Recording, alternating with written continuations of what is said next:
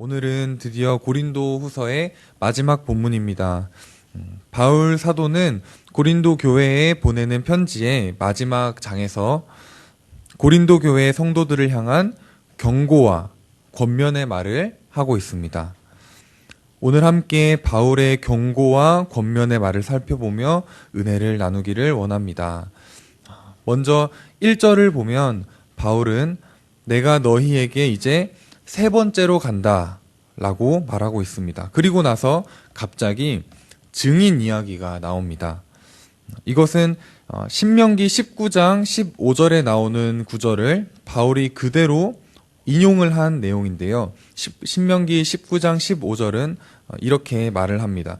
모든 죄에 관하여는 한 증인으로만 정할 것이 아니요 두 증인의 입으로나 또는 세 증인의 입으로 그 사건을 확정할 것이며, 이 본문은 유대인들이 소송을 할 때 지키던 증인의 원칙을 담은 본문입니다. 그러니까 바울은 지금 자신이 세 번째로 고린도 교회를 방문할 때에는 일종의 소송이 있을 거라는 이야기를 하고 있는 것입니다. 어떤 소송일까요? 바로 앞절 12장 마지막 절에 나오는 고린도 교인들의 더러움과 음란함과 호색함을 회개하지 아니함에 대한 소송입니다. 바울은 지금 고린도 교인들의 죄에 대해서 공식적으로 증인을 세워서 시비를 가리고 책임을 묻겠다고 엄중하게 말하고 있는 것입니다. 그리고 2절에는 내가 이미 말하였거니와 라고 하는데, 원문에는 내가 이미 경고했다 라고 적혀 있습니다. 그러니까 내가 이미 경고했다, 그리고 내가 미리 말하겠는데 이런 죄들을 지은 자들, 그리고 그 모든 사람들을 내가 다시 갔을 때는 용서하지 않겠다 라고 말합니다. 바울은 지금 아주 무서운 경고를 하고 있는 것입니다. 증인을 불러 공개적으로 시비를 가리겠다고 말하고 심지어 용서하지 않겠다고 이야기하고 있습니다. 정말로 바울은 아주 용서하지 않겠다고 말하고 있는 것일까요? 바로 앞에 있는 12장 19절을 보면은 바울은 이 고린도 교회 성도들을 향해서 사랑하는 자들아 라고 말합니다. 사랑하는 자들이라고 말해놓고서는 곧바로 용서하지 않겠다고 말하는 이 바울을 우리가 어떻게 생각을 해야 할까요? 2절을 자세히 보면 바울의 마음이 어떠한 마음인지 알 수가 있습니다. 2절의 첫 문장은 이렇게 시작을 합니다. 내가 너희에게 이미 경고했다. 그리고 너희에게 미리 말한다. 여기서 우리가 바울의 마음을 알 수 있습니다. 바울의 마음은 심판하고 혼내고 싶은 마음이 아니라 애절한 사랑의 마음입니다. 2절에는 바울이 고린도 교회 성도들을 끝까지 사랑하는 마음이 잘 담겨 있습니다. 부모가 자녀에게 경고하고 또 잘못하면 어떻게 되는지 미리 이야기해 주는 것은 혼내고 싶어서가 아니라 자녀를 사랑하기 때문입니다. 만약 바울이 정말 고린도 성도들을 용서하고 싶지 않았고 또 심판하고 싶었다면 수차례 경고하고 또 미리 한 번 더 이야기할 필요가 없는 것이죠. 그냥 가만히 있으면 됩니다. 이렇게 고린도 전서 후서 편지를 쓸 필요도 없습니다. 그러면 결국 그냥 하나님의 준엄한 심판이 임하게 될 것이겠죠. 하지만 하나님께서 인류를 심판하시겠다고 노아에게 창세기에서 미리 말씀하신 것, 경고하신 것은 그 자체로 은혜였습니다. 인류를 완전히 끝장내고 싶으셨다면 하나님께서는 노아에게 찾아가지 않으셨을 것입니다. 그러나 하나님께서 노아에게 왜 경고를 하셨습니까? 그것은 인류의 타락에도 불구하고 당신의 언약과 구원 역사를 이어나가시기 원하셨던 하나님의 은혜의 행위였습니다. 바울도 지금 마찬가지입니다.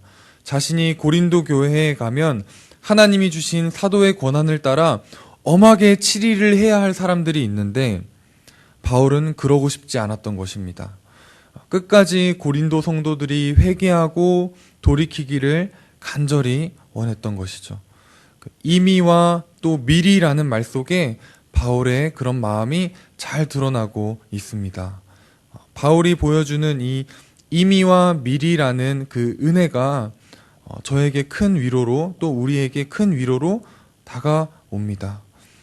우리는 끊임없이 넘어지고 또 무너집니다. 때로는 하나님으로부터 책망을 받기도 하고 인생의 어두운 골짜기를 지나기도 합니다. 그런데 바울이 고린도 성도들을 대하는 모습 속에서 우리 주님이 우리를 대하시는 모습을 보게 됩니다. 우리 주님의 뜻은 생명이지 사망이 아니라는 것입니다. 우리 하나님은 끝까지 우리를 붙드시고 인도하시는 아버지이십니다. 우리 주님은 좋은 아버지이심을 꼭 붙드시는 오늘 하루가 되시기를 축복합니다. 3절에 보니 고린도 교인들은 그리스도께서 바울 안에서 말씀하고 계시다는 것에 대한 증거를 요구하고 있습니다. 저 같으면 정말 마음이 무너지고 처참했을 것 같습니다. 어떻게 지금까지 사랑으로 헌신하고 온갖 고난을 감내해 가면서 고린도 교회를 개척하고 또 섬겨왔는데, 그런 고린도 교인들 중에 그리스도가 정말 너의 안에서 말씀하고 계신 게 맞냐? 그 증거를 요구하고 있는 사람들이 있었던 것이죠. 대체 왜 그랬을까요? 바울이 약했기 때문입니다. 당시 고린도 사람들에게 능력이란 말로써 사람들을 휘어잡을 수 있는 언변을 주로 의미를 했습니다. 그러나 바울은 그렇지가 못했습니다. 고린도 교회 사람들은 그리스도인이 되었지만 여전히 고린도의 문화와 고린도의 가치관을 가지고 바울을 판단하고 있었던 것입니다. 사랑하는 여러분, 바울 사도는 정말 약한 것 같습니다. 조금 비참해 보이기까지 합니다. 어떻게 이렇게까지 사람이 인정받지 못할 수가 있나 싶습니다. 자기가 개척한 교회 성도들에게 지금 얼마나 비참한 취급을 당하고 있습니까? 그런데 바울은 여기서 분노하지 않습니다. 바울은 오히려 그게 맞다. 나는 약하다. 내가 얼마나 약한지 봐라. 이렇게 말하고 있는 것입니다. 그리고는 고린도 교인들을 향해 4절에서 자신의 약함의 이유에 대해서 설명을 합니다. 4절을 우리가 함께 읽도록 하겠습니다. 그리스도께서 약하심으로 십자가에 못 박히셨으나 하나님의 능력으로 살아계시니 우리도 그 안에서 약하나 너희에게 대하여 하나님의 능력으로 그와 함께 살리라. 아멘. 바울이 약한 이유는 무엇입니까? 그리스도께서 약하셨기 때문입니다. 그리고 그리스도께서 약하셨던 것은 하나님의 능력이 나타나기 위함이었습니다. 사망을 이기시고 구원 계획을 성취하시는 하나님의 놀라운 지혜와 능력이 드러나기 위함이었습니다. 우리 그리스도인들은 약한 자들입니다. 또 약함을 자랑하는 자들입니다. 그러나 결코 무기력한 사람은 아닙니다. 우리의 약함은 하나님의 강함과 하나님의 능력이 드러나는 통로이기 때문입니다. 이것이 바로 바울이 그리스도인을 근심하는 자 같으나 항상 기뻐하고 가난한 자 같으나 많은 사람을 부유하게 하고 아무것도 없는 자 같으나 모든 것을 가진 자라고 말하는 이유입니다. 약하다고 해서 무기력해지고 무력해져서는 안 되는 것입니다. 바울은 자신을 의심하는 고린도 교인들 앞에서 무력해지지 않았고 위축되지 않았고 또 우울하지 않았습니다. 오히려 당당했습니다. 그런 연약한 나를 통해서 하나님의 능력이 드러난다.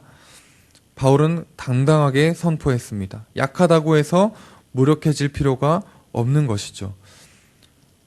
또는 반대로 우리가 약하다고 해서 약해져야 한다고 낮아지려고 약해지려고 애쓰다 보면은 이상한 일이 생기기도 합니다. 애써 낮아지고 약함을 자랑하려고 하면 이상하게도 내 약함을 드러내는 방식으로 나를 드러내려고 합니다.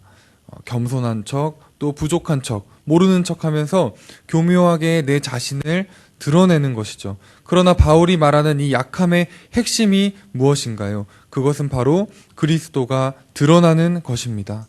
하나님의 능력이 드러나는 것입니다.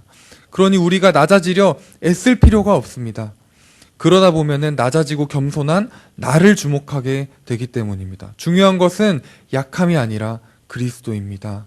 나의 약함을 드러내려 애쓰다가 나에 주목하는 것이 아닌 온전히 그리스도께 나아가고 그리스도께만 우리의 시선을 드리는 이 아침이 되기를 간절히 소망합니다. 그리스도를 바라볼 때 우리는 진짜로 약하지만 강한, 겸손하지만 담대한 힘을 얻을 수 있을 것입니다. 자신을 향해서 진짜 사도가 맞냐고 묻는 고린도 성도들을 향해서 이번에는 바울이 권면을 합니다. 5절입니다. 우리 함께 5절을 읽도록 하겠습니다. 시작. 너희는 믿음 안에 있는가? 너희 자신을 시험하고 너희 자신을 확증하라. 예수 그리스도께서 너희 안에 계신 줄을 너희가 스스로 알지 못하느냐? 그렇지 않으면 너희는 버림받은 자니라. 아멘. 고린도 교인들은 바울이 인간적인 능력이 없는 것을 보고 당신 정말 사도가 맞아? 라고 묻습니다. 그러나 이제 바울이 거꾸로 묻습니다. 너희 자신을 시험해보고 자신을 확증해보라. 어떻게 시험해볼 수 있을까요? 열매로 아는 것입니다. 지금 바울은 12장 21절에 나온 것처럼 더러움과 음란함과 호색함에 빠져있는 고린도 교인들에게 너희 자신을 시험해보고 확증해보라고 말합니다. 너희가 정말 믿음 안에 있는 것이 맞냐고 묻습니다. 바울이 지금 고린도 교인들을 저주하고 있는 것일까요? 아닙니다.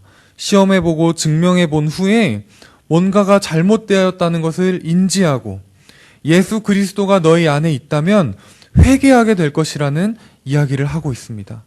너희 안에 있는 예수 그리스도로 인해 회개하고 돌이키고 믿음 위에 서라고 바울은 강력하게 권면하고 있습니다. 7절을 제가 읽겠습니다. 우리가 하나님께서 너희로 악을 조금도 행하지 않게 하시기를 구하노니 이는 우리가 옳은 자임을 나타내고자 함이 아니라 오직 우리는 버림받은 자 같을지라도 너희는 선을 행하게 하고자 함이라. 아멘.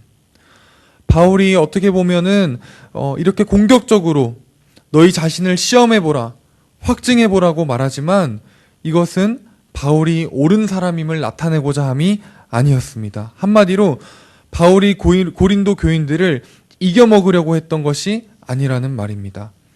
바울은 지금 포기할 수 없는 애끓는 사랑으로 고린도 교인들을 권면하고 있습니다. 성도들이 영적인 유익을 누리고 신앙의 행복을 찾을 수 있는 것 말고는 바울은 지금 아무런 관심도 어떤 다른 의도도 없는 것이죠. 말씀을 마무리하겠습니다. 바울이 이렇게 성도들을 사랑하고 품을 수 있었던 이유는 예수 그리스도의 약하심과 하나님의 십자가 능력 때문이었습니다. 바울을 통해서 우리 주님이 우리를 대하시는 모습을 보게 됩니다. 오늘 영원한 신실함으로 여전히 우리를 품으시고 우리를 회개의 자리로 또 그리스도께로 이끄시는 그 주님의 사랑 앞에 머물고 그 사랑을 또 흘려보내는 하루가 되시기를 예수님의 이름으로 축복합니다. 아멘. 기도하겠습니다. 살아계신 하나님, 주님을 사랑합니다. 주님의 사랑을 받을 자격이 없던 우리에게 값없이 그리고 영원한 그 깊이와 넓이를 헤아릴 수 없는 예수 그리스도의 사랑을 받게 하시니 주님, 그 주님의 마음과 사랑에 감격합니다. 바울을 통하여서 우리에게 보여주신 하나님의 그 신실하심과 사랑을 이 시간 우리가 더 깊이 묵상하고 그 사랑 앞에, 그 향기 앞에 더 많이 머물기 원합니다. 우리의 삶에, 우리의 몸에 주님의 사랑이 더 깊이 배이게 하여 주시고 그 사랑의 향기가 오늘 하루 우리를 통하여서 나만 누릴 뿐만 아니라 우리의 주위로 흘러나가게 하여 주시고 그 예수 그리스도 사랑의 향기가 퍼져나갈 수 있도록 주님 우리와 함께하여 주시옵소서. 예수님의 이름으로 기도드렸습니다. 아멘. 주기도문 하시겠습니다. 하늘에 계신 우리 아버지여